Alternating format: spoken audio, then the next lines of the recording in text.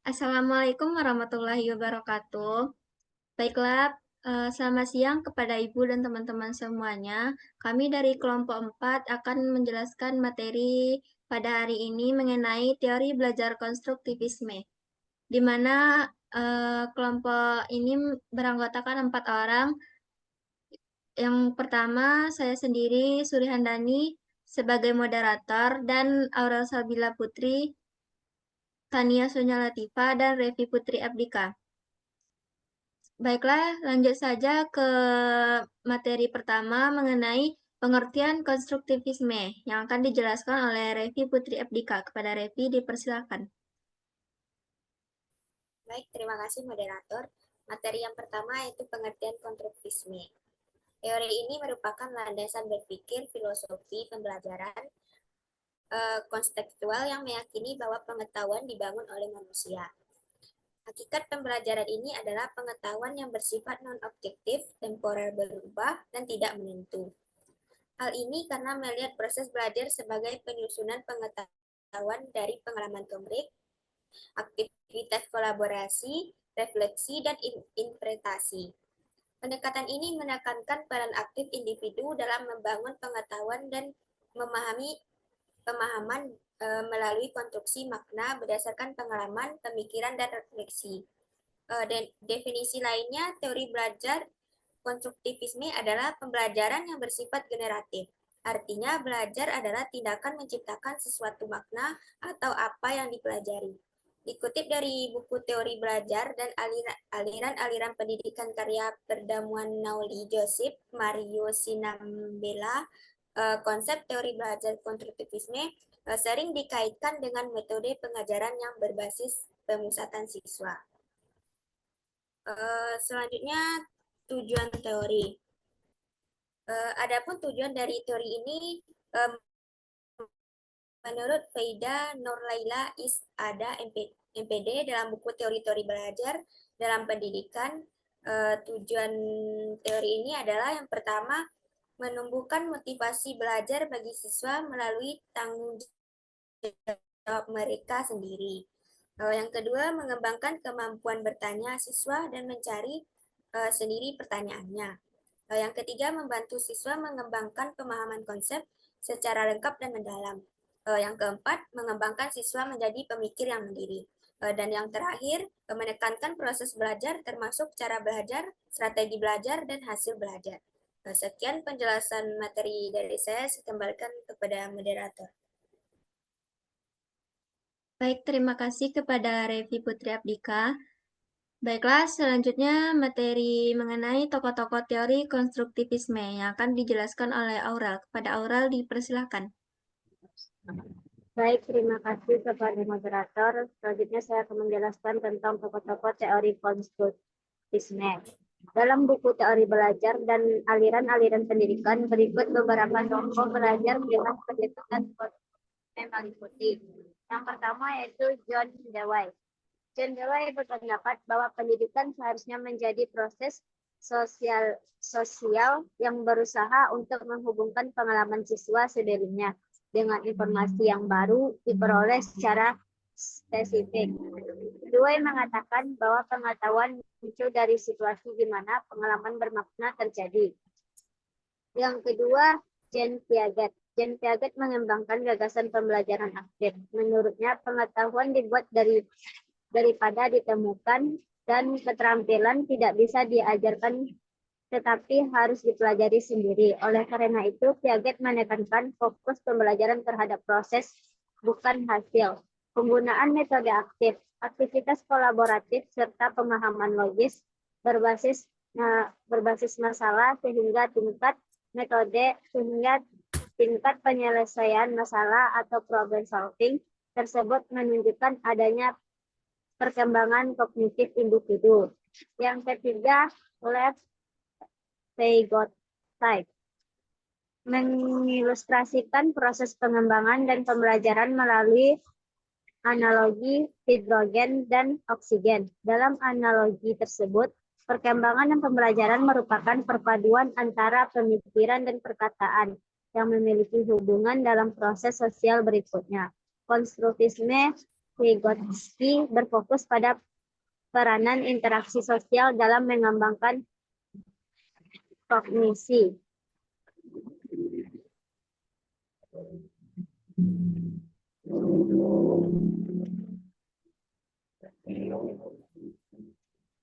Selanjutnya, konsep dasar teori belajar konstruktivisme. Konsep dasar teori belajar konstruktivisme menurut D.R.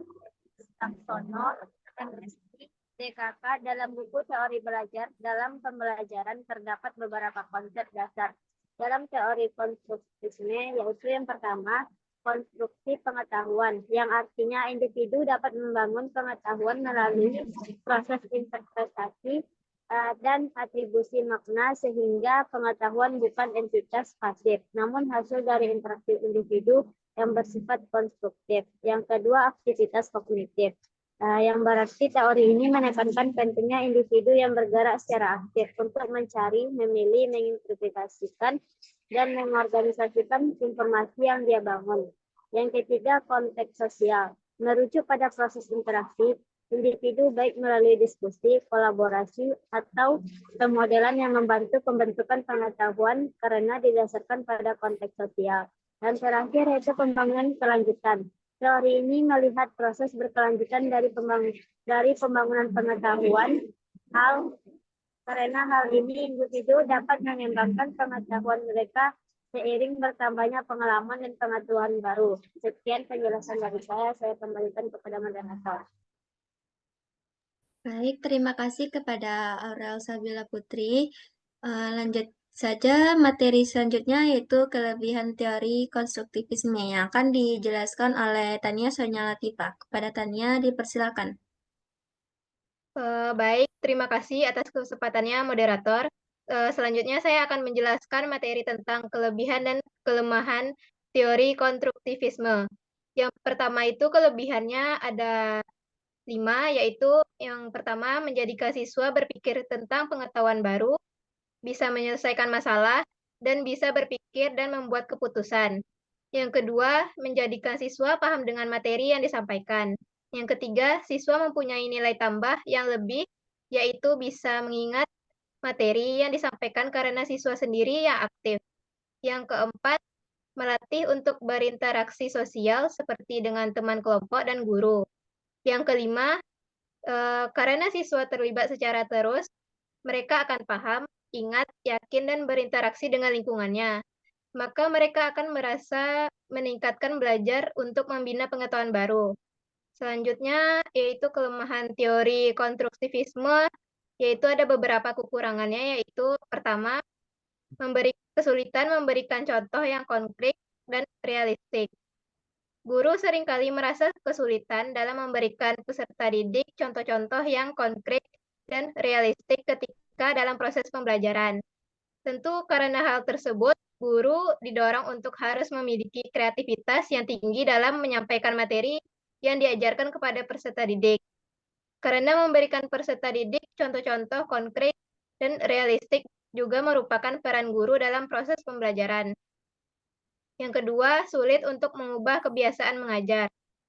Terkadang ada beberapa guru yang tidak mau berubah dalam menggunakan model pengajarannya kepada peserta didik. Hal ini dikarenakan guru sudah merasa nyaman dengan cara pengajaran lama yang sudah biasa digunakannya, yaitu dengan model ceramah. Guru merasa bahwa dengan menggunakan model pembelajaran konvensional juga sudah bisa membawa peserta didik untuk mendapatkan nilai yang tinggi, sehingga menggunakan model atau cara pembelajaran lainnya dianggap tidak terlalu diperlukan. Yang ketiga, yaitu membutuhkan lebih banyak waktu. Pada dasarnya, proses pembelajaran berdasarkan konstruktivisme ingin membuat peserta didik menjadi lebih aktif.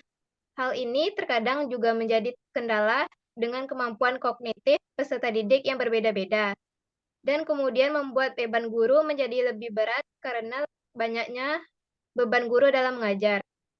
Sehingga hal inilah yang membuat guru berpendapat bahwa menggunakan pembelajaran konstruktivisme membutuhkan waktu yang lebih banyak. Yang keempat, yaitu terbatasnya fasilitas.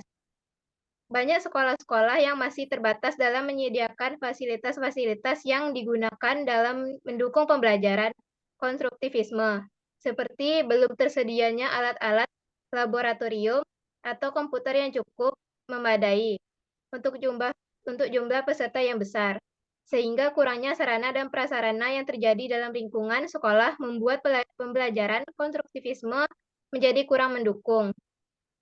Yang kelima yaitu terlalu banyak bidang studi. Di luar sana, masih banyak guru-guru yang mengajar di luar bidang studi yang sesuai dengan kualifikasinya. Hal ini membuat guru jadi terlalu banyak mempelajari bidang studi yang ada di dalam kurikulum pengajaran. Yang keenam, pemikiran yang berbeda dengan para ahli. Dalam teori pembelajaran konstruktivisme, peserta didik dibebaskan mengutarakan gagasan sendiri, sehingga pada akhirnya hal ini akan membuat peserta didik membuat pengetahuan dengan ide atau gagasan mereka masing-masing yang akan berbeda dengan pendapat para ahli di bidangnya. Mungkin sekian penjelasan dari saya kembalikan kepada moderator. Baik, terima kasih kepada Tania. Kesimpulan dari materi pada pertemuan ini yaitu konstruktivisme adalah pendekatan belajar yang menyempurnakan dari teori belajar behavioristik dan kognitif. Pendekatan ini bertujuan untuk meningkatkan pemahaman siswa karena dalam teori belajar konstruktivisme menekankan pada keterlibatan siswa dalam menghadapi masalah-masalah yang terjadi. Konstruktivisme mempunyai karakteristik yaitu belajar aktif atau active learning. Siswa terlibat dalam aktivitas pembelajaran bersifat otentik dan situasional. Kemudian, aktivitas belajar harus menarik dan menantang. Siswa harus dapat mengaitkan informasi baru dengan informasi yang telah dimiliki sebelumnya dengan sebuah proses yang disebut bridging. Kemudian, siswa harus mampu merefleksikan pengetahuan yang sedang dipelajari. Guru lebih berperan sebagai fasilitator yang dapat membantu siswa dalam melakukan konstruksi pengetahuan. Guru harus dapat memberikan bantuan berupa scaffolding yang diperlukan oleh siswa dalam menempuh proses belajar. Konstruktivisme sebaiknya digunakan pada pembelajar yang sudah dapat berpikir secara kritis. Konstruktivisme melibatkan pembelajaran aktif dalam proses pembelajaran yang dilakukan untuk dapat menghadapi masalah-masalah yang dihadapinya karena menganut sistem pembelajaran penemuan atau discovery learning dan belajar bermakna yaitu meaningful learning. Baiklah, sampai di sini presentasi dari kelompok 4. Saya sendiri sebagai moderator. Bila mana ada salah kata, saya mohon maaf dan saya akhiri dengan Assalamualaikum warahmatullahi wabarakatuh.